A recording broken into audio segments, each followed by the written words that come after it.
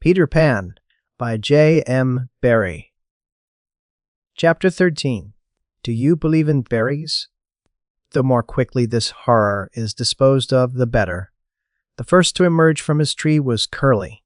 He rose out of it into the arms of Sicko, who flung him to Smee, who flung him to Starkey, who flung him to Bill Jukes, who flung him to Noodler, and so he was tossed from one to another, till he fell at the feet of the Black Pirate. All the boys were plucked from their trees in this ruthless manner, and several of them were in the air at a time, like bales of goods flung from hand to hand. A different treatment was accorded to Wendy, who came last. With ironical politeness, Hook raised his hat to her, and, offering her his arm, escorted her to the spot where the others were being gagged. He did it with such an air, he was so frightfully distingué, that she was too fascinated to cry out. She was only a little girl. Perhaps it is telltale to divulge that for a moment Hook entranced her, and we tell on her only because her slip led to strange results. Had she haughtily unhanded him, and we should have loved to write it of her, she would have been hurled through the air like the others, and then Hook would probably not have been present at the tying of the children. And had he not been at the tying, he would not have discovered Slightly's secret, and without the secret, he could not presently have made his foul attempt on Peter's life. They were tied to prevent their flying away, doubled up with their knees close to their ears, and for the trussing of them, the Black Pirate had cut a rope into 9 equal pieces. All went well until Slightly's turn came, when he was found to be like those irritating parcels that use up all the string in going round and leave no tags with which to tie a knot. The pirates kicked him in their rage, just as you kick the parcel, though in fairness you should kick the string. And strange to say, it was Hook who told them to belay their violence. His lip was curled with malicious triumph, while his dogs were merely sweating because every time they tried to pack the unhappy lad tight in one part, he bulged out in another. Hook's mastermind had gone far beneath Slightly's surface, probing not for effects, but for causes, and his exultation showed that he had found them. Slightly, white to the gills, knew that Hook had surprised his secret, which was this, that no boy so blown out could use a tree wherein an average man needs stick. Poor Slightly, most wretched of all the children now, for he was in a panic about Peter, bitterly regretted what he had done. Madly addicted to the drinking of water when he was hot, he had swelled in consequence to his present girth, and instead of reducing himself to fit his tree, he had, unknown to the others, whittled his tree to make it fit him.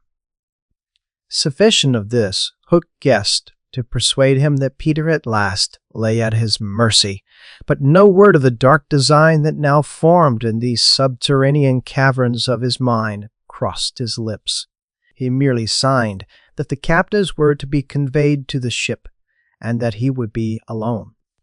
How to convey them?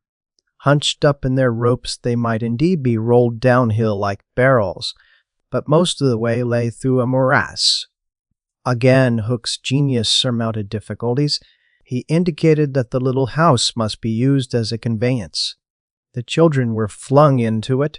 4 stout pirates raised it on their shoulders. The others fell in behind, and, singing the hateful pirate chorus, the strange procession set off through the wood. I don't know whether any of the children were crying. If so, the singing drowned the sound. But as the little house disappeared in the forest, a brave though tiny jet of smoke issued from its chimney, as if defying Hook. Hook saw it, and it did Peter a bad service. It dried up any trickle of pity for him that may have remained in the pirate's infuriated breast. The first thing he did on finding himself alone in the fast-falling night was to tiptoe to Slightly's tree and make sure that it provided him with a passage. Then for long he remained brooding, his hat of ill omen on the sward, so that any gentle breeze which had arisen might play refreshingly through his hair. Dark as were his thoughts, his blue eyes were as soft as the periwinkle. Intently he listened, for any sound from the nether world. But all was as silent below as above. The house under the ground seemed to be but one more empty tenement in the void. Was that boy asleep, or did he stand waiting at the foot of Slightly's tree with his dagger in his hand? There was no way of knowing save by going down. Hook let his cloak slip softly to the ground, and then, biting his lips till a lewd blood stood on them, he stepped into the tree. He was a brave man, but for a moment he had to stop there and wipe his brow, which was dripping like a candle. Then, silently, he let himself go into the unknown. He arrived unmolested at the foot of the shaft and stood still again, biting at his breath, which had almost left him. As his eyes became accustomed to the dim light, various objects in the home under the trees took shape, but the only one on which his greedy gaze rested, long sought for and found at last, was the great bed. On the bed lay Peter, fast asleep.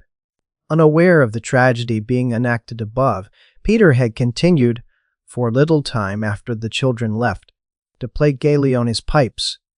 No doubt rather a forlorn attempt to prove to himself that he did not care.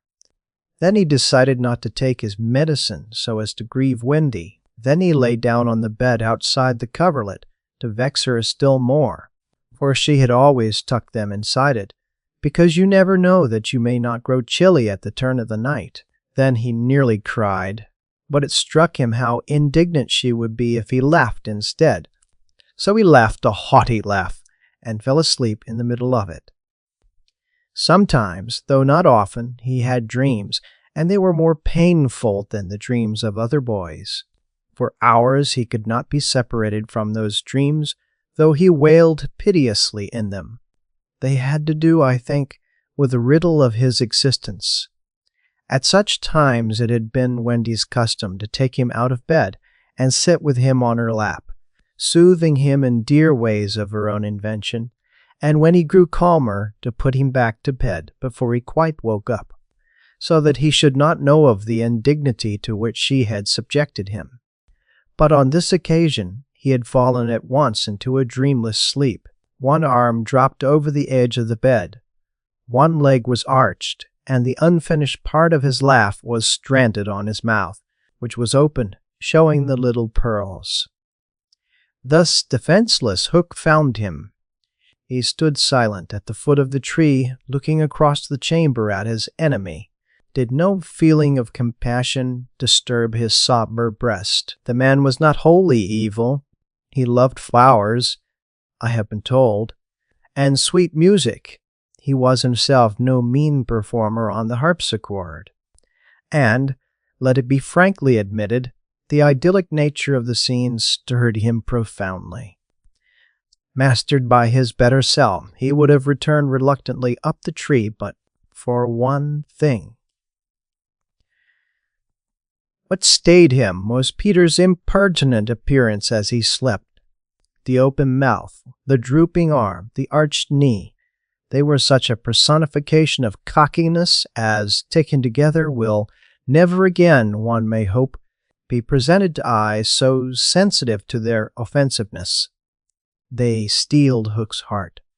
If his rage had broken him into 100 pieces, every one of them would have disregarded the incident and leaped at the sleeper. Though a light from the one lamp shone dimly on the bed, Hook stood in darkness himself, and at the first stealthy step forward he discovered an obstacle, the door of Slightly's tree. It did not entirely fill the aperture, and he had been looking over it. Feeling for the catch, he found to his fury that it was low down, beyond his reach. To his disordered brain it seemed then that the irritating quality in Peter's face and figure visibly increased, and he rattled the door and flung himself against it. Was his enemy to escape him after all? But what was that? The red in his eye had caught sight of Peter's medicine, standing on a ledge within easy reach. He fathomed what it was straight away, and immediately knew that the sleeper was in his power. Lest he should be taken alive, Hook always carried about his person a dreadful drug, blended by himself of all the death-dealing rings that had come into his possession. These he had boiled down into a yellow liquid quite unknown to science, which was probably the most virulent poison in existence. 5 drops of this he now added to Peter's cup. His hand shook, but it was in exultation rather than in shame. As he did it, he avoided glancing at the sleeper, but not lest pity should unnerve him, merely to avoid spilling. Then one long, gloating look he cast upon his victim, and turning, wormed his way with difficulty up the tree. As he emerged at the top, he looked the very spirit of evil breaking from its hole. Donning his hat at its most rakish angle, he wound his cloak around him, holding one end in front as if to conceal his person from the night, of which it was the blackest part, and, muttering strangely to himself, stole away through the trees. Peter slept on. The light guttered and went out, leaving the tenement in darkness, but still he slept. It must have been not less than 10 o'clock by the crocodile, when he suddenly sat up in his bed, wakened by he knew not what. It was a soft, cautious tapping on the door of his tree. Soft and cautious, but in that stillness it was sinister. Peter felt for his dagger till his hand gripped it. Then he spoke. "Who is that?" For long there was no answer. Then again the knock. "Who are you?" No answer. He was thrilled, and he loved being thrilled. In 2 strides he reached the door. Unlike Slightly's door, it filled the aperture so that he could not see beyond it, nor could the one knocking see him. "I won't open unless you speak," Peter cried. Then at last the visitor spoke in a lovely bell-like voice. "Let me in, Peter." It was Tink, and quickly he unbarred to her. She flew in excitedly, her face flushed, and her dress stained with mud. "What is it?" "Oh, you could never guess," she cried, and offered him 3 guesses. "Out with it," he shouted, and in one ungrammatical sentence, as long as the ribbons that conjurers pull from their mouths, she told of the capture of Wendy and the boys. Peter's heart bobbed up and down as he listened. Wendy bound, and on the pirate ship, she who loved everything to be just so. "I'll rescue her," he cried, leaping at his weapons. As he leaped, he thought of something he could do to please her. He could take his medicine. His hand closed on the fatal draught. "No!" shrieked Tinkerbell, who had heard Hook mutter about his deed as he sped through the forest. "Why not?" "It is poisoned." "Poisoned? Who could have poisoned it?" "Hook." "Don't be silly. How could Hook have got down here?" Alas, Tinkerbell could not explain this, for even she did not know the dark secret of Slightly's tree. Nevertheless, Hook's words had left no room for doubt. The cup was poisoned. "Besides," said Peter, quite believing himself, "I never fell asleep." He raised the cup. No time for words now, time for deeds, and with one of her lightning movements, Tink got between his lips and the draught and drained it to the dregs. "Why, Tink, how dare you drink my medicine?" But she did not answer. Already she was reeling in the air. "What is the matter with you?" cried Peter, suddenly afraid. "It was poison, Peter," she told him softly, "and now I am going to be dead." "Oh, Tink, did you drink it to save me?" "Yes." "But why, Tink?" Her wings would scarcely carry her now, but in reply she alighted on his shoulder and gave his nose a loving bite. She whispered in his ear, "You silly ass," and then, tottering to her chamber, lay down on the bed. His head almost filled the 4th wall of her little room as he knelt near her in distress. Every moment her light was growing fainter, and he knew that if it went out, she would be no more. She liked his tears so much that she put out her beautiful finger and let them run over it. Her voice was so low that at first he could not make out what she said. Then he made it out. She was saying that she thought she could get well again if children believed in fairies. Peter flung out his arms. There were no children there, and it was night time, but he addressed all who might be dreaming of the Neverland, and who were therefore nearer to him than you think. Boys and girls in their nighties, and naked papooses in their baskets hung from trees. "Do you believe?" he cried. Tink sat up in bed almost briskly to listen to her fate. She fancied she heard answers in the affirmative, and then again she wasn't sure. "What do you think?" she asked Peter. "If you believe," he shouted to them, "clap your hands. Don't let Tink die." Many clapped. Some didn't. A few beasts hissed. The clapping stopped suddenly, as if countless mothers had rushed to their nurseries to see what on earth was happening. But already Tink was safe. First her voice grew strong, then she popped out of bed. Then she was flashing through the room, more merry and impudent than ever. She never thought of thanking those who believe, but she would have liked to get at the ones who had hissed. "And now to rescue Wendy!" The moon was riding in a cloudy heaven when Peter rose from his tree, begirt with weapons and wearing little else, to set out upon his perilous quest. It was not such a night as he would have chosen. He had hoped to fly, keeping not far from the ground so that nothing unwanted should escape his eyes, but in that fitful light, to have flown low would have meant trailing his shadow through the trees, thus disturbing birds and acquainting a watchful foe that he was astir. He regretted now that he had given the birds of the island such strange names that they are very wild and difficult of approach. There was no other course but to press forward in redskin fashion, at which happily he was an adept. But in what direction? For he could not be sure that the children had been taken to the ship.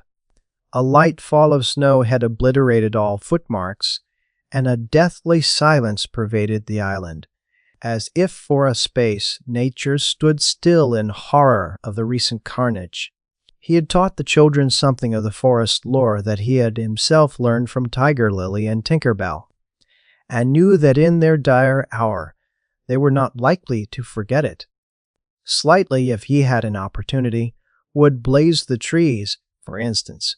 Curly would drop seeds, and Wendy would leave her handkerchief at some important place. The morning was needed to search for such guidance, and he could not wait. The upper world had called him, but would give no help.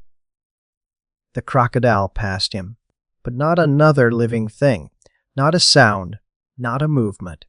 And yet he knew well that sudden death might be at the next tree, or stalking him from behind. He swore this terrible oath. "Hook or me this time." Now he crawled forward like a snake, and again erect, he darted across a space on which the moonlight played, one finger on his lip, and his dagger at the ready. He was frightfully happy. End of chapter. Peter Pan by J.M. Barrie. Chapter 14, The Pirate Ship. One green light squinting over Kidd's Creek, which is near the mouth of the Pirate River, marked where the brig, the Jolly Roger, lay low in the water. A rakish-looking craft foul to the hull, every beam in her detestable, like ground strewn with mangled feathers. She was the cannibal of the seas, and scarce needed that watchful eye, for she floated immune in the horror. She was wrapped in the blanket of night, through which no sound from her could have reached the shore. There was little sound, and none agreeable save the whir of the ship's sewing machine, at which Smee sat, ever industrious and obliging, the essence of the commonplace, pathetic Smee. I know not why he was so infinitely pathetic, unless it were because he was so pathetically unaware of it. But even strong men had to turn hastily from looking at him, and more than once on summer evenings he had touched the fount of Hook's tears and made it flow. Of this, as of almost everything else, Smee was quite unconscious. A few of the pirates leant over the bulwarks, drinking in the miasma of the night. Others sprawled by barrels over games of dice and cards, and the exhausted four who had carried the little house lay prone on the deck.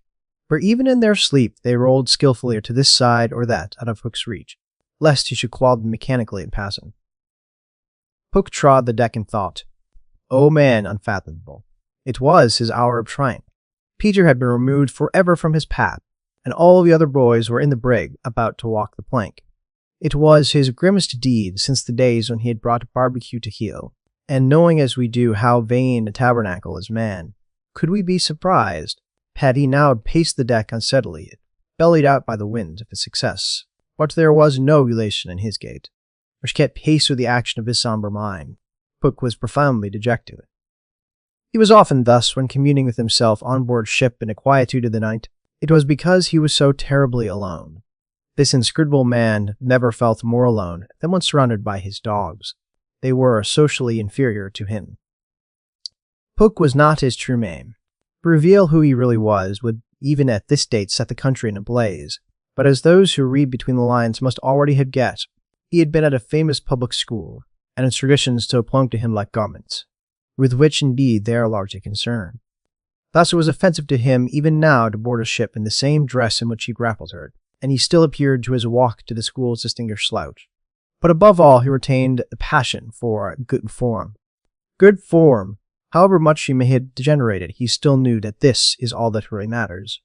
From far within him he heard a creaking as of rusty portals, and through them came a stern tap, tap, tap, like hammering in the night when one cannot sleep. "Have you been good form today?" was their original question. "Fame, fame! That glittering bauble, it is mine!" he cried. "Is it quite good form to be distinguished at anything?" the tat-tat from his school replied. "I am the only man whom barbecue feared," he urged, "and Flint feared barbecue." "Barbecue, Flint, what else?" aimed the cutting retort. Most disquieting reflection of all, was it not bad form to think about good form? His vitals were tortured by this problem. It was a claw within him sharper than the iron one, and as it tore him, the perspiration dripped down his tallow countenance and streaked his doublet. Oft-times he drew his sleeve across his face, but there was no damming that trickle. Ah, and be not, Hook. There came to him a presentiment of his early dissolution. It was as if Peter's terrible oath had boarded the ship. Hook felt a gloomy desire to make his dying speech, lest presently there should be no time for it. "Better for Hook," he cried, "if he had had less ambition." It was in his darkest hours only that he referred to himself in the third person. "No little children to love me." Strange that he should think of this, which had never troubled him before. Perhaps the sewing machine brought it to his mind. For long he muttered to himself, staring at Smee, who was hemming flaccidly, under the conviction that all children feared him. Feared him. Feared Smee. There was not a child on board the brig that night who did not already love him. He had said horrid things to them and hit them with the palm of his hand, because he could not hit with his fist. But they had only clung to him the more. Michael had tried on his spectacles. To tell poor Smee that they thought him lovable, Hook itched to do it, but it seemed too brutal. Instead, he revolved this mystery in his mind. Why do they find Smee lovable? He pursued the problem like the sleuth-hound that he was. If Smee was lovable, what was it that made him so? A terrible answer suddenly presented itself. Good form? Had the boatswain good form without knowing it, which is the best form of all? He remembered that you have to prove you don't know you have it before you're eligible for pop. With a cry of rage, he raised his iron hand over Smee's head, but he did not take tear. What arrested him was this reflection. To claw a man because he has good form, what would that be? Bad form. The unhappy Hook was as impotent as he was damp, and he fell forward like a fat flower. His dogs thinking him out of the way for a time, discipline instantly relaxed, and they broke into a bacchanalian dance, which brought him to his feet at once, all traces of human weakness gone, as if a bucket of water had passed over him. "Quiet, you scugs," he cried, "or I'll cast anchor in you." And at once the din was hushed. "Are all the children chained, so that they cannot fly away?" "Aye, aye." "Then hoist them up." The wretched prisoners were dragged from the hold, all except Wendy, and ranged in line in front of them. For a time he seemed unconscious of their presence. He lolled at his ease, humming not unmelodiously snatches of a rude song, and fingering a pack of cards. Ever and anon the light from his cigar gave a touch of color to his. "Now then, bullies," he said briskly, "6 of you will walk the plank tonight, but I have room for 2 cabin boys. Which of you is it to be?" "Don't irritate him unnecessarily," had been Wendy's instructions in the hold, so Toodles stepped forward politely. Toodles hated the idea of signing under such a man, but an instinct told him that it would be prudent to lay the responsibility on an absent person, and though a somewhat silly boy, he knew that mothers alone are always willing to be the buffer. All children know this about mothers, and despise them for it, but make constant use of it. So Toodles explained prudently, "You see, sir, I don't think my mother would like me to be a pirate. Would your mother like you to be a pirate, Slightly?" You winked at Slightly, who said mournfully, "I don't think so," as if you wished things had been otherwise. "Would your mother like you to be a pirate, Twin?" "I don't think so," said the first twin, as clever as the others. "Nibs would—" "Stow this gab," roared Hook, and the spokesmen were dragged back. "You, boy," he said, addressing John, "you look as if you had a little pluck in you. Didst never want to be a pirate, my hearty?" Now John had sometimes experienced this hankering at maths prep, and he was struck by Hook picking him out. "I once thought of calling myself Red-Handed Jack," he said diffidently. "And a good name, too. We'll call you that here, bully, if you join." "What do you think, Michael?" asked John. "What would you call me if I join?" Michael demanded. "Blackbeard Joe." Michael was naturally impressed. "What do you think, John?" He wanted John to decide, and John wanted him to decide. "Shall we still be respectful subjects of the king?" John inquired. Through Hook's teeth came the answer, "You would have to swear down with the king." Perhaps John had not behaved very well so far, but he shone out now. "Then I refuse," he cried, banging the barrel in front of Hook. "And I refuse," cried Michael. "Rule Britannia," breathed Curly. The infuriated pirates buffeted them in the mouth, and Hook roared out, "That seals your doom. Bring up their mother. Get the plank ready." They were only boys, and they went white as they saw Jukes and Checo preparing fatal plank, but they tried to look brave when Wendy was brought up. No words of mine can tell you how Wendy despised these pirates. To the boys there was at least some glamour in the pirate calling, but all that she saw was that the ship had not been tidied for years. There was not a porthole in the grimy glass of which you might not have written with your finger, "Dirty Pig," and she had already written it on several. But as the boys gathered round her, she had no thought, of course, save for them. "So, my beauty," said Hook, as if he spoke in syrup, "you are to see your children walk the plank." Fine gentleman though he was, the intensity of his communings had soiled his ruff, and suddenly he knew that she was gazing at it. With a hasty gesture he tried to hide it, but he was too late. "Are they to die?" asked Wendy, with a look of such frightful contempt that he nearly fainted. "They are," he snarled. "Silence all," he cried gloatingly, "for a mother's last words to her children." At this moment Wendy was grand. "These are my last words, dear boys," she said firmly. "I feel that I have a message to you from your real mothers, and it is this. We hope our sons will die like English gentlemen." Even the pirates were awed, and Toodles cried out hysterically, "I am going to do what my mother hopes." "What are you to do, Nids?" "What's my mother hopes." "What are you to do, Twin?" "What's my mother hopes." "John, what are—" But Hook had found his voice again. "Tie her up," he shouted. It was Smee who tied her to the mast. "See here, honey," he whispered, "I'll save you if you promise to be my mother."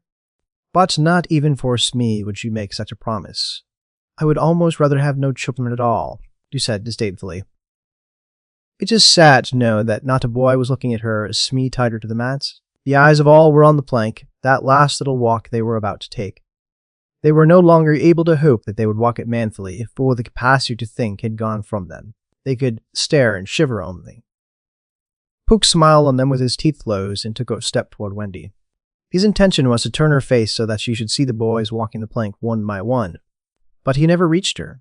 He never heard the cry of anguish he hoped to wring from her. He heard something else instead.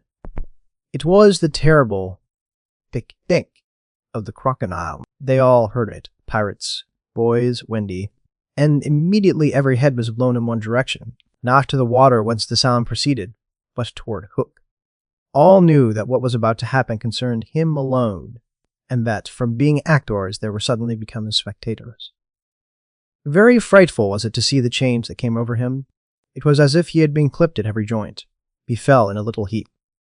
The sound came steadily nearer, and in advance of it came this ghastly thought. The crocodile is about to board the ship. Even the iron claw hung inactive, as if knowing that it was no intrinsic part of the attacking force wanted. Like left so fearfully alone, and the other man remained with his eyes shut where he fell. But the gigantic brain of Hook was still working, and under its guidance he crawled by the knees along the deck, as far from the sound as he could go. The pirates respectfully cleared a passage for him, and it was only when he brought up against the bulwarks that he spoke. "Hide me," he cried hoarsely. They gathered round him, all eyes averted from the thing that was coming aboard. They had no thought of fighting it. It was fate. Only when Hook was hidden from them did curiosity loosen the limbs of the boys, so that they could rush to this ship's side to see the crocodile climbing it. Then they got the strange surprise of the night of nights. For it was no crocodile that was coming to their aid. It was Peter. He signed them not to give vent to any cry of admiration that might arouse suspicion. Then he went on ticking. End. Peter Pan by J.M. Barrie. Chapter 15. Hook or Me This Time. Odd things happen to all of us on our way through life without our noticing for a time that they have happened. Thus, to take an instance, we suddenly discover that we have been deaf in 1 year, for we don't know how long, but say half an hour. Now such an experience had come that night to Peter. When last we saw him, he was stealing across the island with one finger to his lips and his dagger at the ready. He had seen the crocodile pass by without noticing anything peculiar about it, but by and by he remembered that it had not been ticking. At first he thought this eerie, but soon concluded rightly that the clock had run down. Without giving a thought to what might be the feelings of a fellow creature thus abruptly deprived of its closest companion, Peter began to consider how he could turn the catastrophe to his own use, and he decided to tick so that wild beasts should believe he was the crocodile and let him pass unmolested. He ticked superbly, but with one unforeseen result. The crocodile was among those who heard the sound, and it followed him, though whether with the purpose of regaining what it had lost, or merely as a friend under the belief that it was again ticking itself, will never be certainly known, for, like slaves to a fixed idea, it was a stupid beast. Peter reached the shore without mishap and went straight on, his legs encountering the water as if quite unaware that they had entered a new element. Thus, many animals pass from land to water, but no other human of whom I know. As he swam, he had but one thought: Hook or me this time. He had ticked so long that he now went on ticking without knowing that he was doing it. Had he known, he would have stopped, for to board the brick by help of the tick, though an ingenious idea, had not occurred to him. On the contrary, he thought he had scaled her side as noiseless as a mouse, and he was amazed to see the pirates covering from him, with Hook in their midst, as abject as if he had heard the crocodile. The crocodile! No sooner did Peter remember it than he heard the ticking. At first he thought the sound did come from the crocodile, and he looked behind him swiftly. Then he realized that he was doing it himself, and in a flash he understood the situation. How clever of me, he thought at once, and signed to the boys not to burst into applause. It was at this moment that Ed Taint, the quartermaster, emerged from the forecastle and came along the deck. Now, reader, time what happened by your watch. Peter struck true and deep. John clapped his hands on the ill-fated pirate's mouth to stifle the dying groan. He fell forward. 4 boys caught him to prevent the thud. Peter gave the signal, and the carrion was cast overboard. There was a splash, and then silence. How long has it taken? 1. Slightly had begun to count. None too soon, Peter, every inch of him on tiptoe, vanished into the cabin. For more than one pirate was screwing up his courage to look round. They could hear each other's distressed breathing now, which showed them that the more terrible sound had passed. "It's gone, Captain," Smee said, wiping off his spectacles. "All still again." Slowly, Hook let his head emerge from his ruff and listened so intently that he could have caught the echo of the tick. There was not a sound, and he drew himself up firmly to his full height. "Then here's to Johnny Plank," he cried brazenly, hating the boys more than ever because they had seen him unbent. He broke into the villainous ditty. Yo ho, the frisky Plank.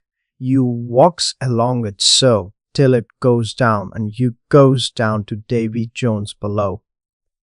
To terrorize the prisoners the more, though with a certain loss of dignity, he danced along an imaginary plank, grimacing at them as he sang. And when he finished, he cried, "Do you want a touch of the cat or 9 tails before you walk the plank?" At that, they fell on their knees. "No, no," they cried so piteously that every pirate smiled. "Fetch the cat, Jukes," said Hook. "It's in the cabin." The cabin! Peter was in the cabin. The children gazed at each other. "Aye, aye," said Jukes blithely, and he strode into the cabin. They followed him with their eyes. They scarce knew that Hook had resumed his song, his dogs joining in with him. Yo ho, the scratching cat. Its tails are 9, you know, and when they are writ upon your back. What was the last line will never be known, for of a sudden the song was stayed by a dreadful screech from the cabin. It wailed through the ship and died away. Then was heard a crowing sound, which was well understood by the boys, but to the pirates was almost more eerie than the screech. "What was that?" cried Hook. "Two," said Slightly solemnly. The Italian Cecco hesitated for a moment, and then swung into the cabin. He tottered out, haggard.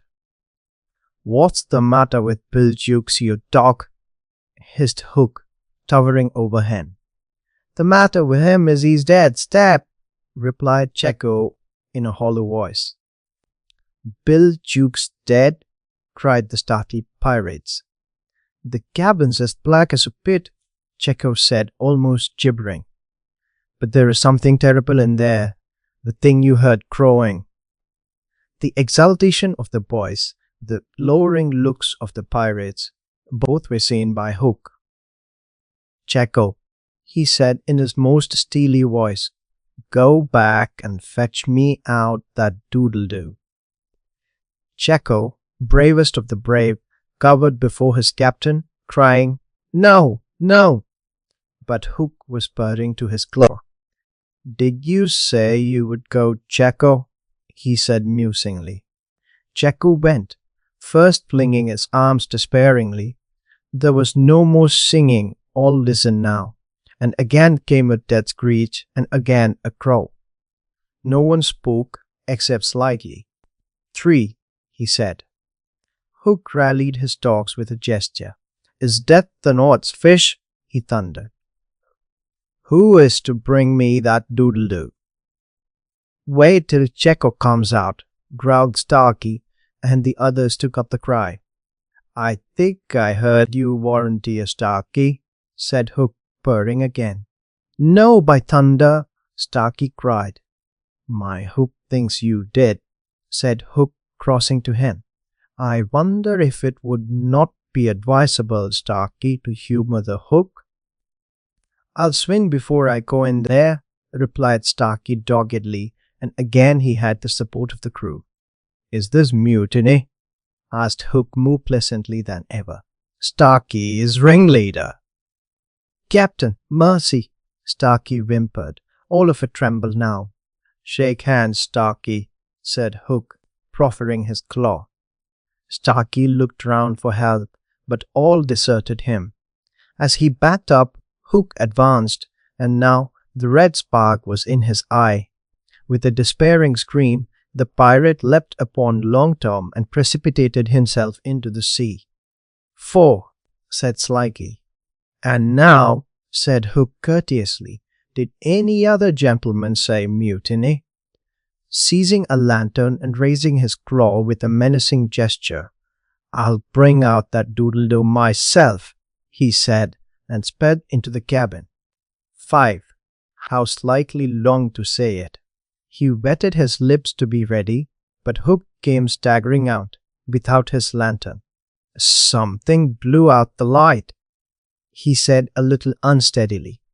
"Something," echoed Mullins. "What of Checo?" demanded Noodler. "He's as dead as Jukes," said Hook shortly.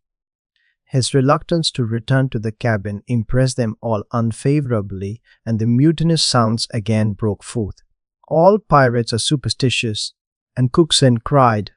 "They do say the surest sign a ship's accursed is when there's one on board more than can be accounted for." "I've heard," muttered Mullins. "He always boards the pirate craft last. Had he a tail, Captain?" "They say," said another, looking viciously at Hook, "that when he comes it's in the likeness of the wickedest man aboard." "Had he a hook, Captain?" asked Cookson insolently, and one after another took up the cry. "The ship's doomed." At this, the children could not resist raising a cheer. Hook had well nigh forgotten his prisoners, but as he swung round on them now, his face lit up again. "Lads," he cried to his crew, "now here's a notion. Open the cabin door and drive them in. Let them fight the doodle-doo for their lives. If they kill him, you're so much the better. If he kills them, you're none the worse." For the last time, his dogs admired Hook, and devotedly they did his bidding. The boys, pretending to struggle, were pushed into the cabin, and the door was closed on them. "Now listen!" cried Hook, and all listened. But not one dared to face the door. Yes, one, Wendy, who all this time had been bound to the mast. It was for neither a scream nor a crow that she was watching. It was for the reappearance of Peter. She had not long to wait. In the cabin he had found the thing for which he had gone in search, the key that would free the children of their manacles, and now they all stole forth, armed with such weapons as they could find. First signing them to hide, Peter cut Wendy's bonds, and then nothing could have been easier than for them all to fly off together. But one thing barred the way, an oath. Hook or me this time. So when he had freed Wendy, he whispered for her to conceal herself with the others, and himself took her place by the mast, her cloak around him, so that he should pass for her. Then he took a great breath and crowed. To the pirates, it was a voice crying that all the boys lay slain in the cabin, and they were panic-stricken. Hook tried to hearten them, but like the dogs, he had made them. They showed him their fangs, and he knew that if he took his eyes off them now, they would leap at him. "Lads," he said, ready to cajole or strike as need be, but never quailing for an instant, "I've thought it out. There's a Jonah aboard." "Aye," they snarled, "a man with a hook." "No, lads, no, it's the girl. Never was luck on a pirate ship with a woman on board. We'll right the ship when she is gone."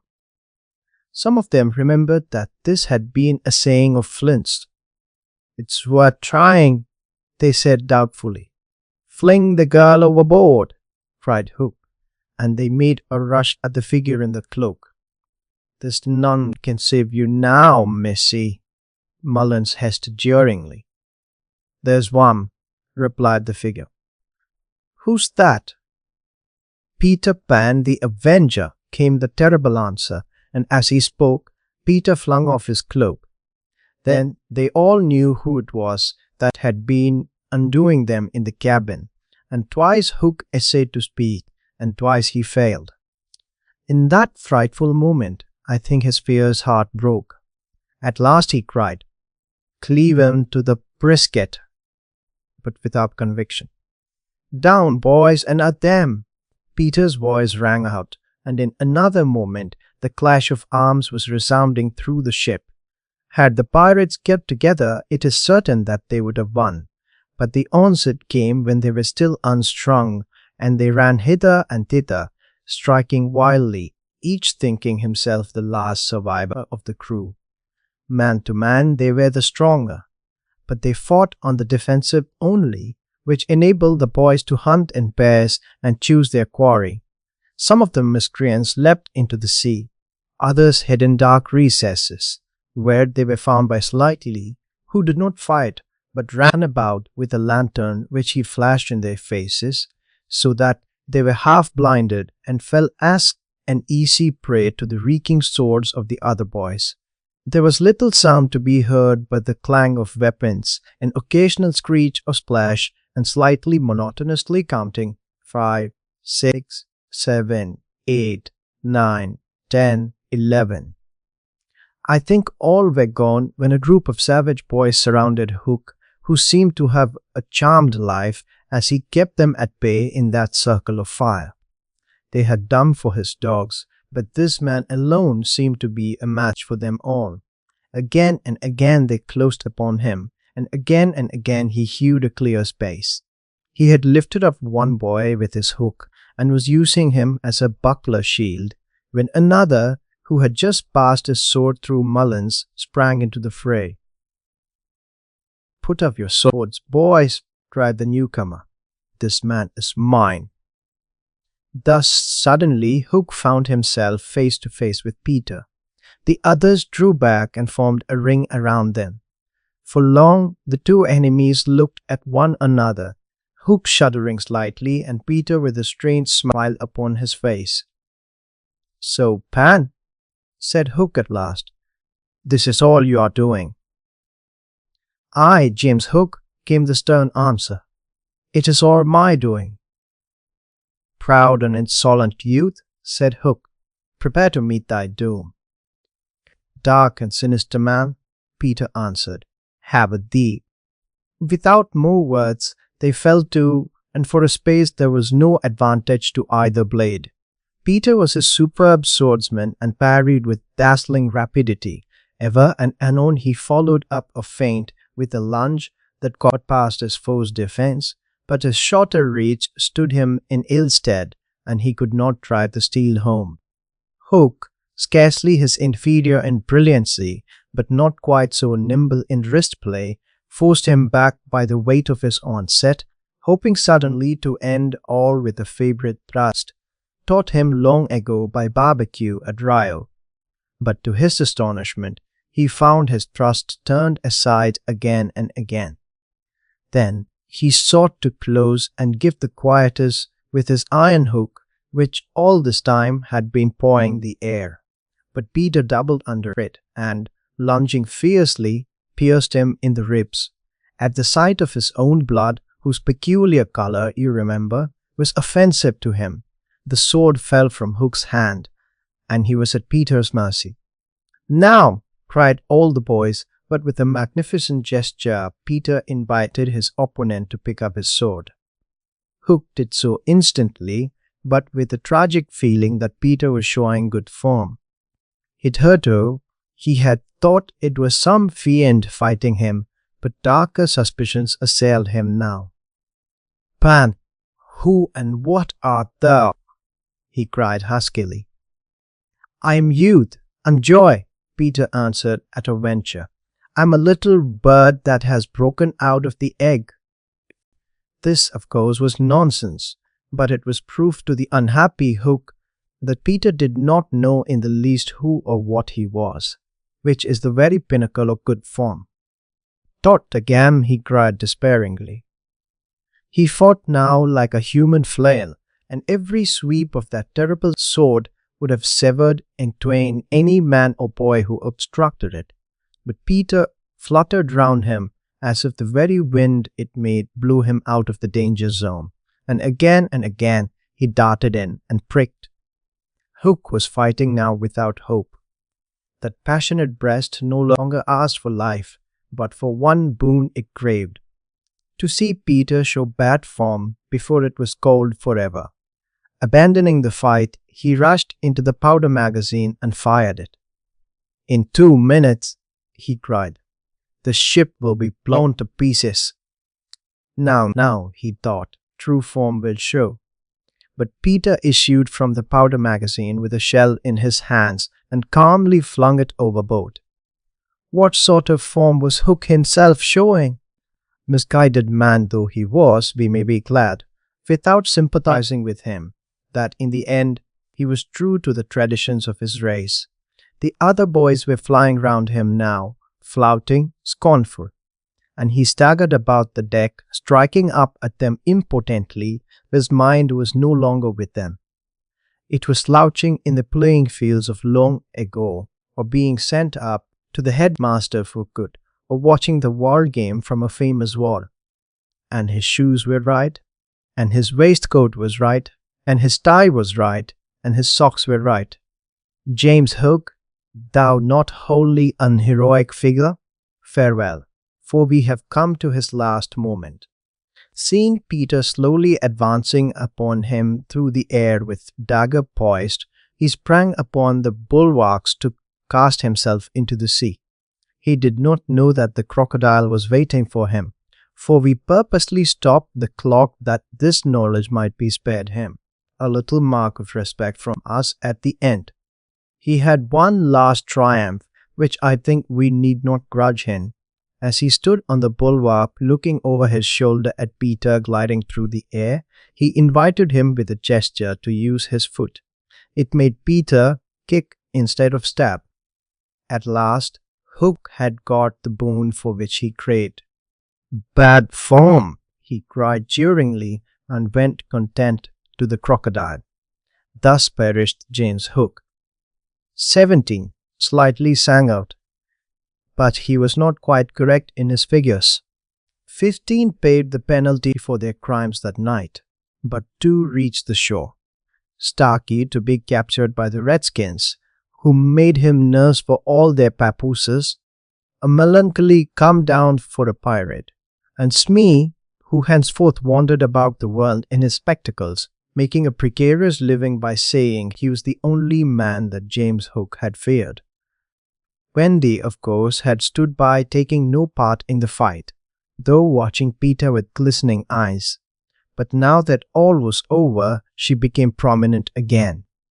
She praised them equally and shuddered delightfully when Micah showed her the place where he had killed one, and then she took them into Hook's cabin and pointed to his watch, which was hanging on a nail. It said 1:30. The lateness of the hour was almost the biggest thing of all. She got them to bed in the pirates' bunks pretty quickly, you may be sure, all but Peter, who strutted up and down on the deck until at last he fell asleep by the side of Long Tom. He had one of his dreams that night and cried in his sleep for a long time, and Wendy held him tightly. End of chapter 15. Recording by Kritika.